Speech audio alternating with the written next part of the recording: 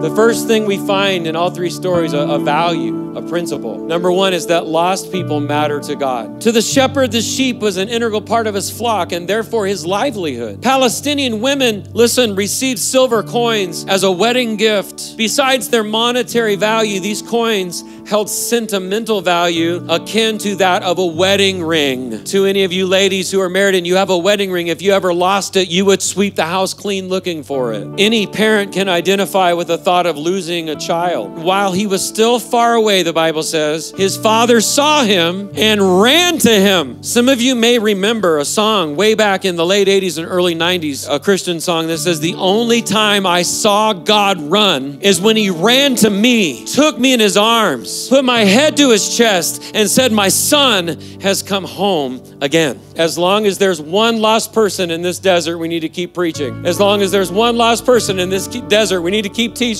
As long as there's one lost person in this desert, we need to keep singing. We need to keep walking. We need to keep talking. We need to keep giving. We need to keep sacrificing. Why? Because lost people matter to God. The value here, family, is that God will do whatever it takes for people who are not in the family of God to come into the family of God. And this is, family, the explicit reason why God sent his son Jesus. Jesus didn't just come to perform miracles. Jesus didn't just come to preach sermons. Jesus didn't come to establish a religion. Jesus came, according to Luke chapter 19 and verse 10, to seek and to save those who were lost. Do we have anybody in the family tonight that can say, I am so grateful that God did not give up on me when I was lost, that he didn't leave you feeding the pigs in the slop and the muck and the mire of your sin, but he reached down and picked you up out of that mess and set your feet on the rock. God will do whatever it takes so that lost people can come home.